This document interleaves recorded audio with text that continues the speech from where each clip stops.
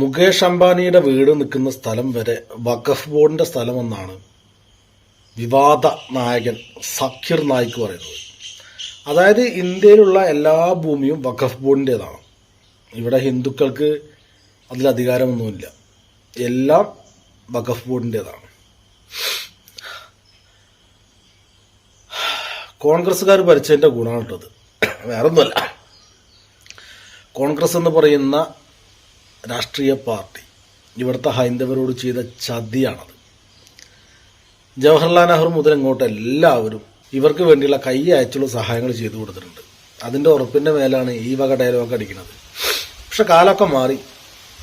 ഭൂപരിഷ്കൃത നിയമം വന്നപ്പോൾ ഹിന്ദുക്കളുടെ സ്വത്തുക്കൾ അവിടെ നിന്നെല്ലാം പോയത്.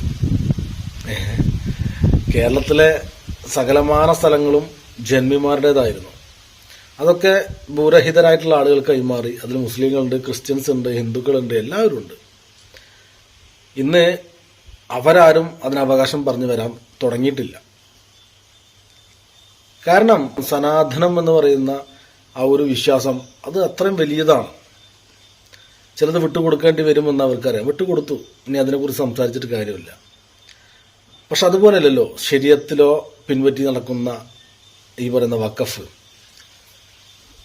അവര് അവരുടെ സ്വത്തായാലും ശരി അല്ലെങ്കിലും ശരി അവരെ അവകാശം പറഞ്ഞുകൊണ്ടിരിക്കുക ഞങ്ങളുടേതാണ്. അതായത് ഇന്ത്യയിൽ ഹിന്ദുക്കൾക്ക് ഒരു തുണ്ട് ഭൂമി ഇല്ല എന്നാണ് പറയണത്. പള്ളിയിൽ പോയി പറഞ്ഞാൽ മതി, മനസ്സിലായില്ലേ? പള്ളിയിൽ പോയി പറഞ്ഞാൽ മതി, വേറെ എവിടെയും പറയണ്ട. പള്ളിയിൽ വരുന്ന നിസ്കരിക്കാൻ വരുന്ന ആൾക്കാരോട് പറയാം, പുറത്തുള്ള ആൾക്കാരോടൊന്നും പറഞ്ഞേക്കരുത്. കാർക്കിച്ച് തുപ്പും മുഖത്തോട്ട്. അത് മാത്രമല്ല, പുറങ്കാലിട്ട് പൂശും ചെയ്യും.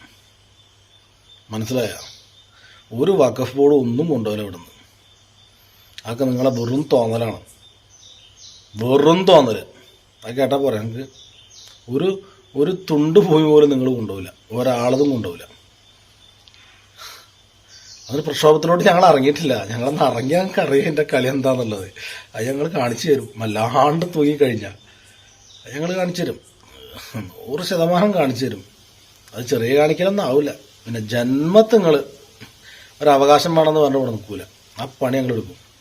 അത് എടുക്കണ്ടെന്നുണ്ടെങ്കിൽ, ഇതിപ്പോൾ സാധാരണ ഒരു മനുഷ്യനായിട്ടാണ് ഞാൻ പറയുന്നത്. ഈ സാധാരണക്കാരാണ് എല്ലായിടത്തും പ്രശ്നങ്ങൾ തുടങ്ങി വയ്ക്കുക. പിന്നെ അത് ഏറ്റെടുക്കാൻ വേറെ കുറേ ആൾക്കാരൊക്കെ ഉണ്ടാവും. പക്ഷേ അത് മനസ്സിലാക്കിയാൽ മതി. ഇവനെന്താ വിളിച്ച് പറയുന്നത് അത് നിങ്ങൾ കണക്കൂട്ടണ്ട. ഞങ്ങൾ തുടങ്ങി വെക്കണ വരെ ഉള്ളൂ നിങ്ങളെ ഈ അവകാശവാദം. അത് കഴിഞ്ഞാൽ പിന്നെ ഒരു അവകാശം നമുക്ക് വേണ്ടി വരില്ല കേട്ടോ. പറഞ്ഞുതരാം.